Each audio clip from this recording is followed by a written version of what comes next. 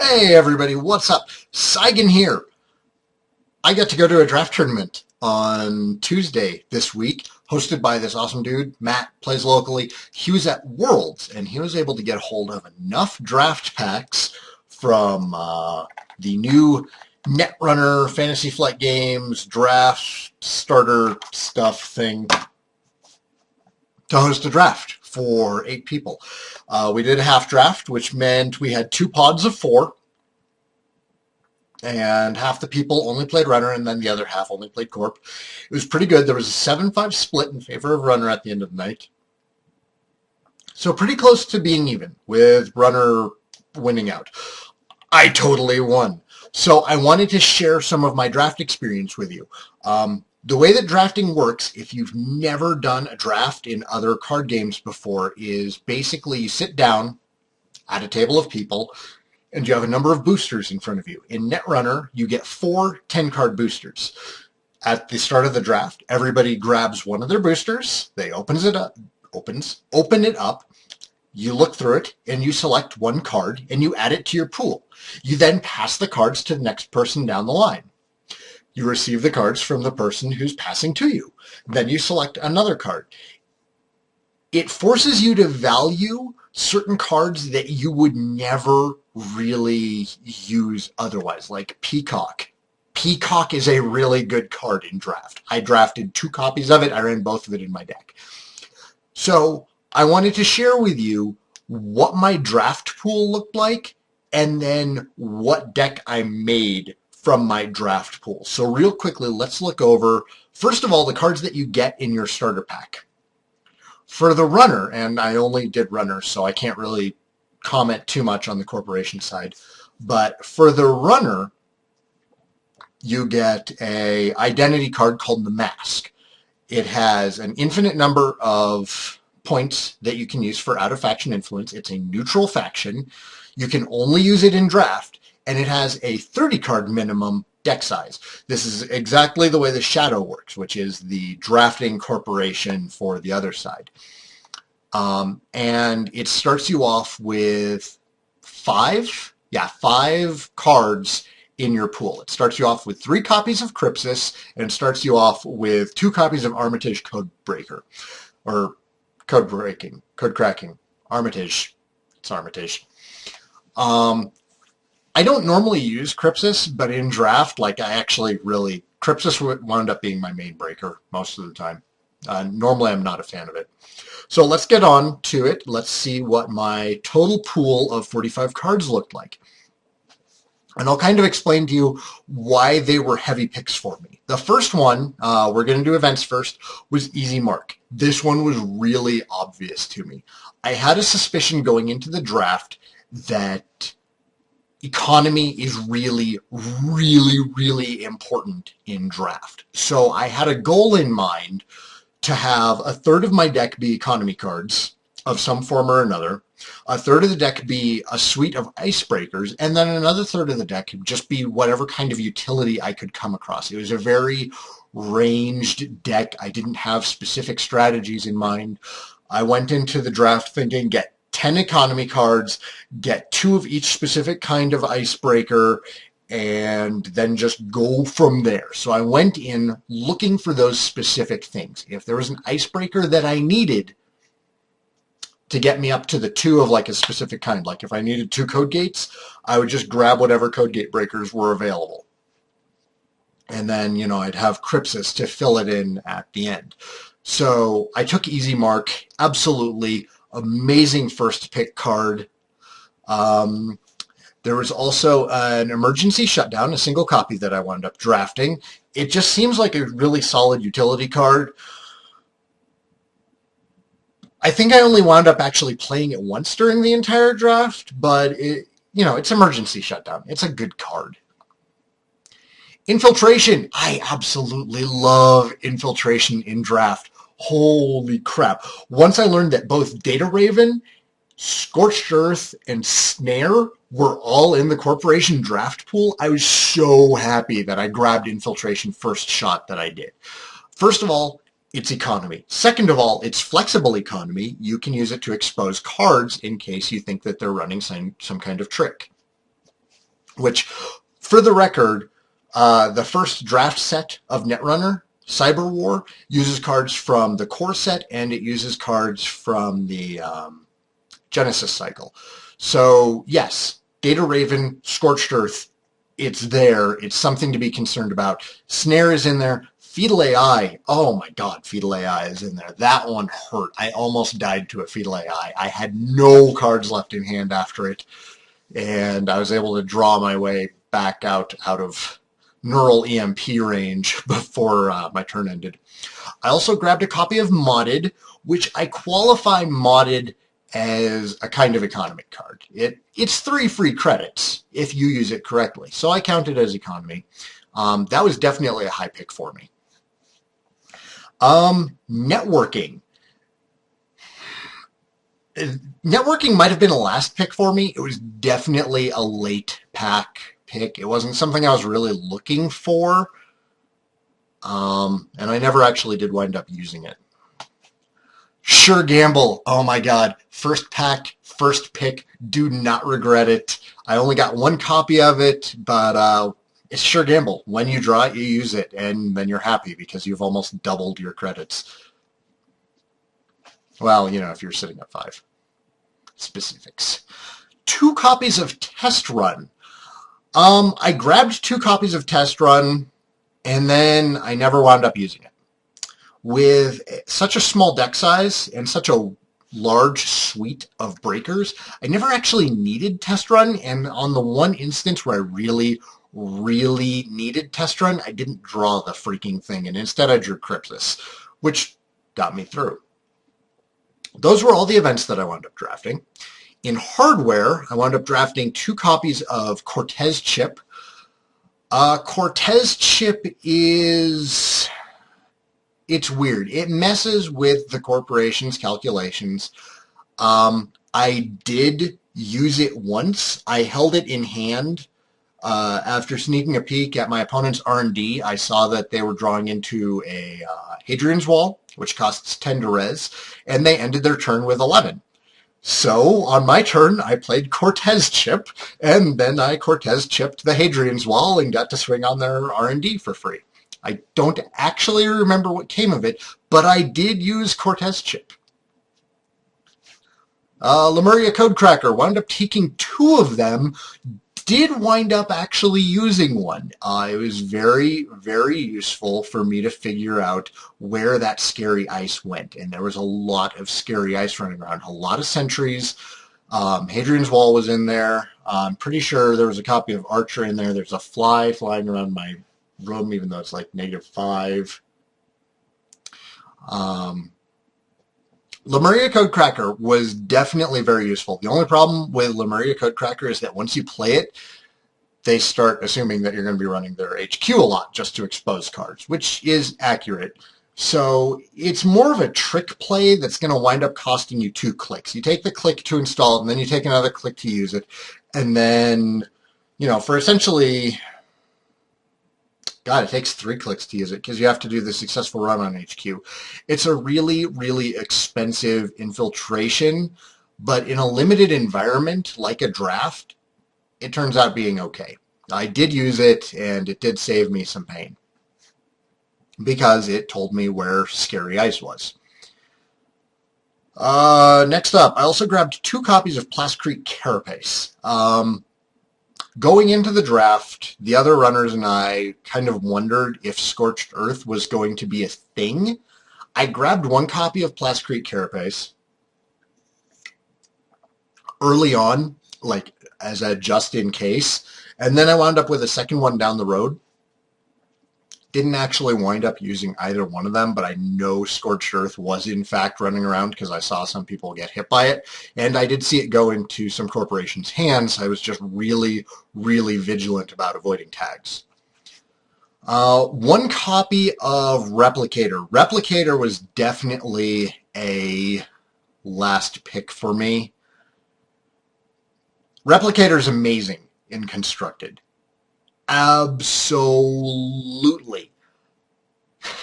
in a limited format like Draft, Replicator is shit. Unless you just so happen to draft, 2 to 4 copies of the same card.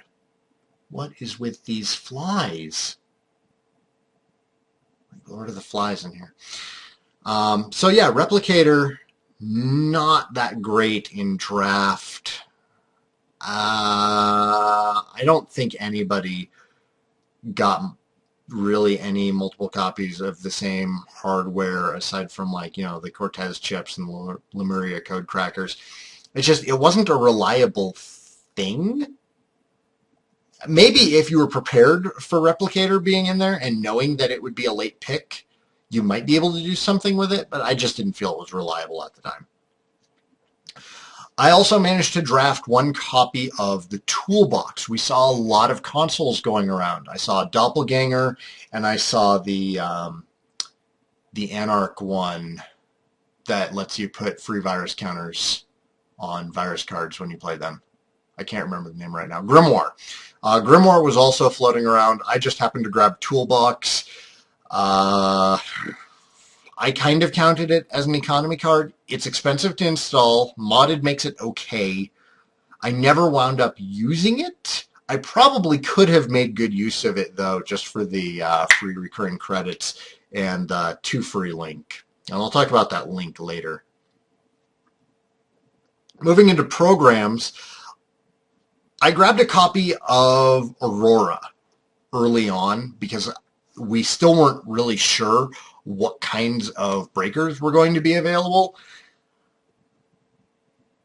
I never actually wound up putting in the deck because I came across better barrier breakers during the draft. One of them was very, very lucky, though, and we'll talk about that now. Corroder! There was only 1 copy of Corroder, 1 copy of Gordian Blade, and 1 copy of Ninja in the entire pool for the Forerunners who were playing at the draft.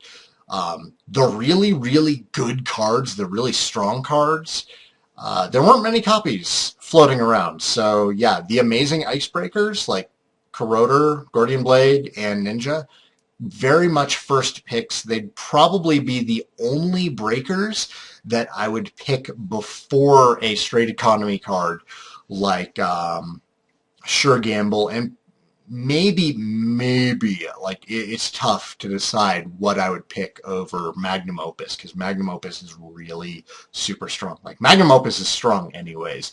We saw, I think, 1 Magnum Opus in our draft pool, and unfortunately I did not get it. But I did snag Corroder, and that's one of the reasons why I didn't really run Aurora. I don't think I ran Aurora anyways.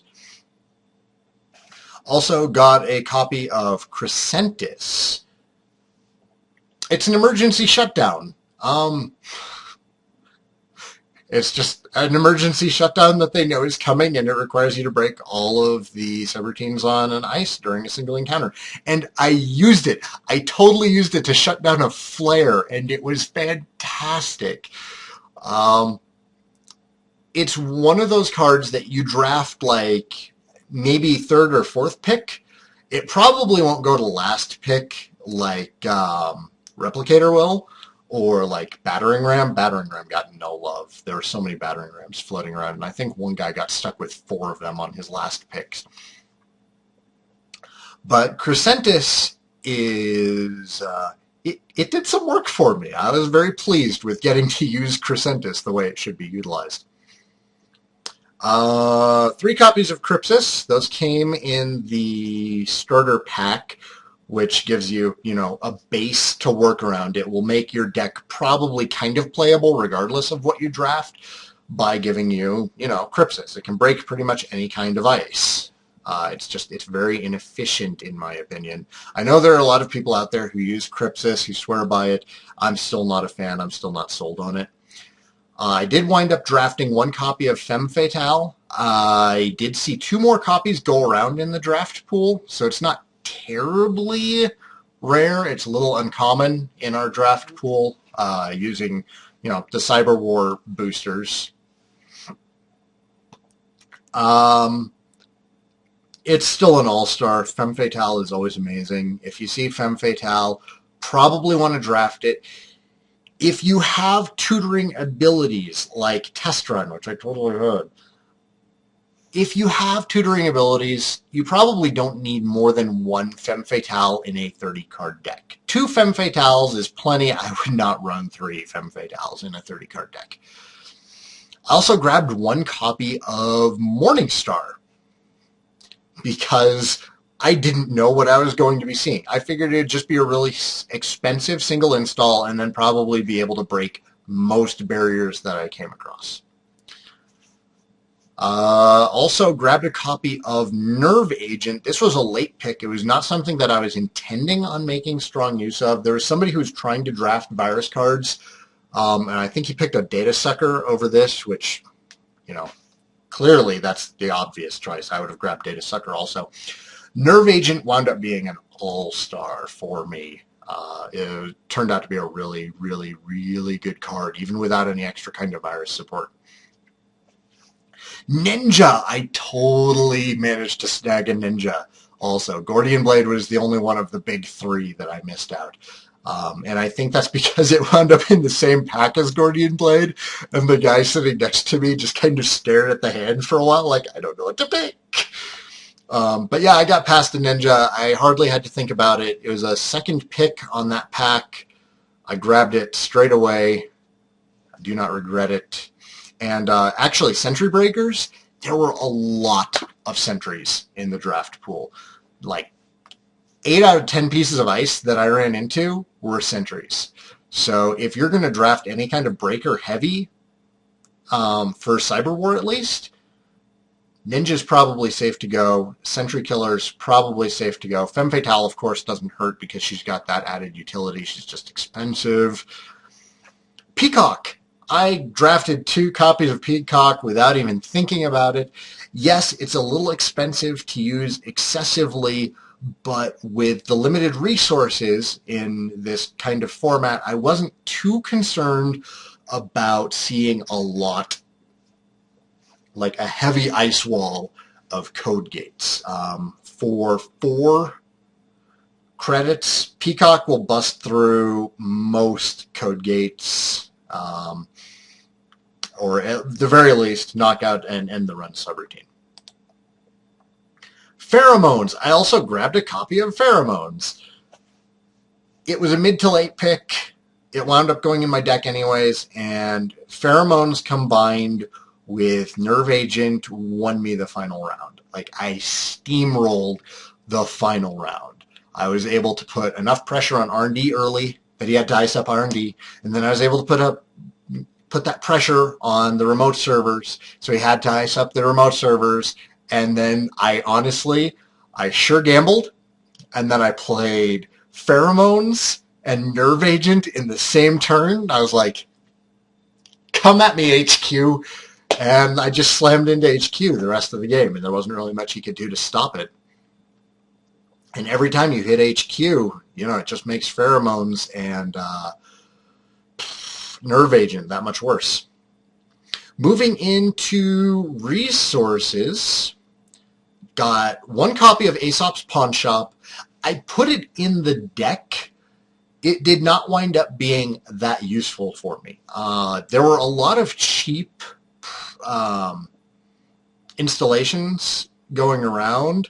I didn't really wind up grabbing any of them. I think I might have used it once on an Armitage code busting. And that was it. And I did admittedly run like 3 or 4 Armitage code bustings.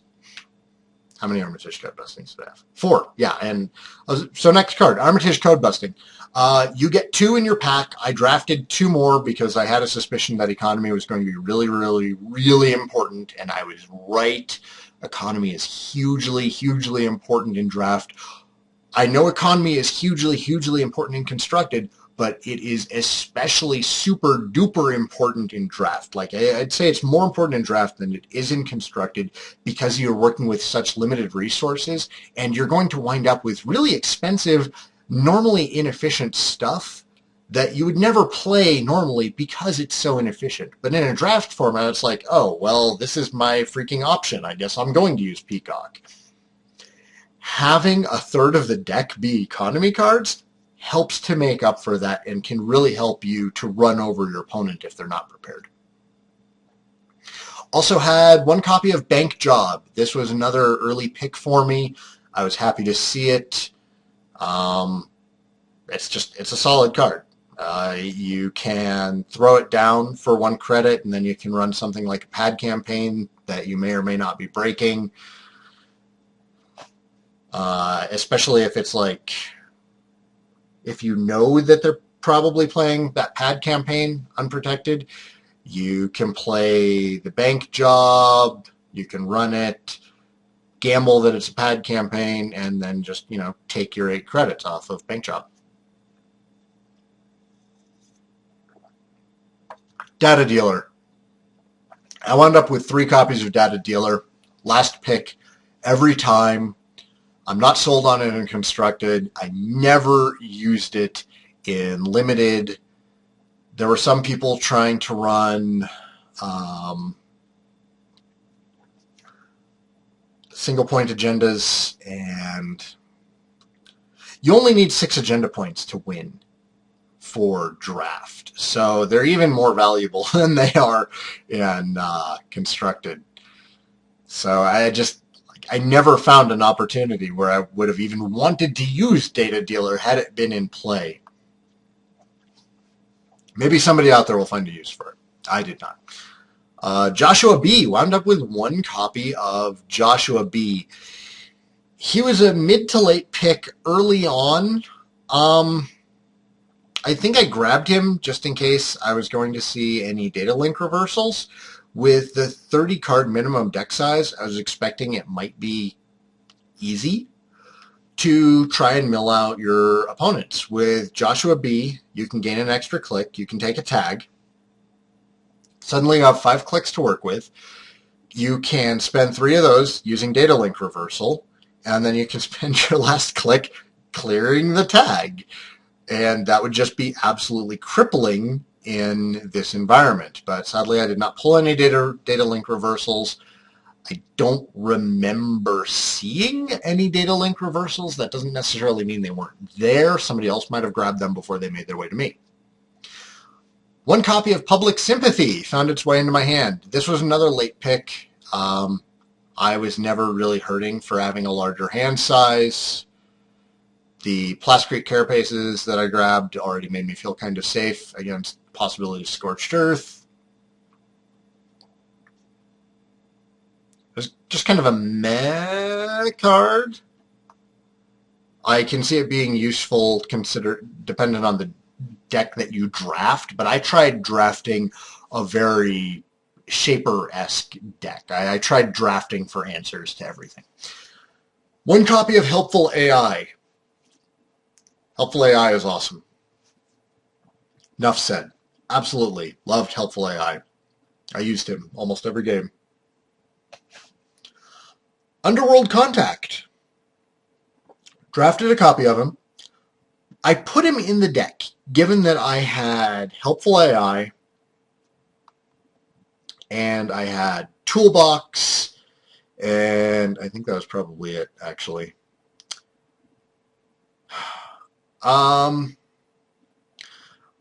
Had I gotten to use Underworld Contact, I never actually wound up playing my Toolbox.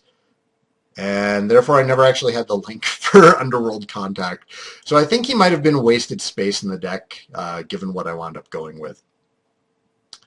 Xanadu, I wound up drafting 3 copies of Xanadu. This was a mistake on my part. So I just kind of glanced at Xanadu, and I didn't actually read what it did, and I totally got it confused for Ice Carver, so I was like, oh, sweet, I'm going to draft Ice Carver. Oh my god, more people are passing me Ice Carver. I'm going to draft as many of these as I can. Oh, it's embarrassing. When I went to actually build the deck after the card pools had been built, I looked at it and was like, oh, I made a mistake. So I was not prepared for this. As far as the actual deck is concerned, what I wound up doing was I built my basic suite of breakers, trying to get 9 or 10 breakers, 9 or 10 economy cards, and then the rest of it just be utility, and get down to 30 cards and just be like super, super efficient. And it totally worked out that way. What I wound up taking out of the deck was I took out 1 Plasticrete Carapace because Scorched Earth wouldn't be heavy, I didn't think. Like, there was a possibility for it, but it wasn't going to be heavy. I felt it was kind of specific.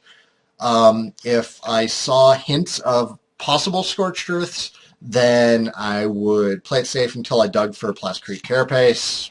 Never actually wound up seeing a Scorched Earth get played against me, although I did see somebody draw them. They just never got a tag on me.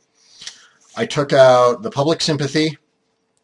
I took out 2 copies of Crypsis. I was not sold on Crypsis before this tournament, but in draft, Crypsis is amazing. I really, really now wish that I'd been running 2 of him. It would have really sped up, I think, my second game. My second game was kind of slow because I spent a lot of it waiting for a Sentry. No, it was my first game. I spent a lot of the first game waiting for a Sentry Breaker, and I wound up getting Crypsis instead and just ran with that, and it did just fine. All 3 copies of Xanadu because that was embarrassing. Aurora, no real need for Aurora, considering the other 2 breakers that I got. Data Dealer, I didn't use a single Data Dealer. Nah. I took out 1 Lemuria Code Cracker. I didn't think any more than 1 was going to be necessary. I was correct. I only used that 1 Lemuria Code Cracker once before they walled the crap out of their HQ and I had to start running R&D. I took out 1 Test Run. That was freaking stupid of me. I should have... What should I have taken out? I could have run both test runs. I should have taken out the Underworld Contact and just run both test runs instead of just 1. I took out Joshua B because I never actually wound up finding anything that could combo for those tags. And I clearly did not use Replicator because I was not using enough hardware that was worth doubling up on. So that was the deck I ran. I went undefeated that night. It was really great. I actually got I got a Scorched Earth alternate art card. I don't know how well you're going to be able to see it as the prize. This was from the game night kits. That's terrible. It's just it's a full art version of Scorched Earth. You can find pictures of it online. It's not even terribly rare or expensive. Like, as far as the alternate art cards go, I think Melange Mining Corp might be the only one that's cheaper than it. But drafting was a blast. I really liked how they managed to get a living card game to be draftable. I see it being very successful, and I'm definitely going to work it into the league that I'm running at my local game store. I'm probably going to be doing, like, the last... I run the league on Wednesday nights, so probably like the last Wednesday of the month, I'm probably going to start doing drafts because they're fun as hell, and it's a great way for other people to play. You can just get a bunch of draft packs and, run it as a cube, like a cube draft from Magic, and, then you can run small drafts with people who may not be able to afford picking up the core set and all of the expansions and everything, and still give them a chance to competitively play what is a fantastic game. We're moving on half an hour now. Glad I got to share my draft experience with you guys. Thank you for watching very much. I will see you all next time. I promise. I am getting to that core set Jinteki deck. I was going to record it earlier in the week, and Card Game Database was down when I was going to do the recording for it, and that's where I had the deck stored. And then I had the draft on Tuesday, so I was like, I'll do the draft video. But anyways, thanks for watching, guys. I'll see you all next time. I swear I'm getting to more core set videos. I promise. And I'm also going to start doing first pick videos using a simple, it's up on Board Game Geek. I'll probably link it later. It's a draft generator for your boosters. Like, I just punched something in right now, and it gives you Battering Ram, 2 Creepers, Darwin, Data Sucker, Imp, Personal Touch, Infiltration, Quality Time, and All-Nighter. Out of that, that's a really good pack. Like, as far, there's some bad cards in there, but Darwin's a great breaker. Data Sucker clearly has tons of use. Imp is very, very useful. Imp will get rid of those Scorched Earths. Personal Touch, it's a mid pick. Infiltration, I would probably... I would take either Infiltration or Darwin as my first pick on this pack. There's also Quality Time and All Nighter. There's solid cards in here, except for Battering Ram. Battering Ram is terrible. Nobody used Battering Ram. It was not good. But yeah, as far as that pack would go, Infiltration, Darwin. First pick, first pack. Crypsis is already like really good compared to Darwin also. Like they're about on level with each other. I'll grab the Infiltration. Let me know what your first pick would be. Let's talk about it. This is a new format for Netrunner. We're all still learning. So let's share our thoughts and opinions on why one of these picks might be better than another for first pack, first pick. Thanks for watching Levy University, everybody. I'm your host, Saigan. I will see you guys next time.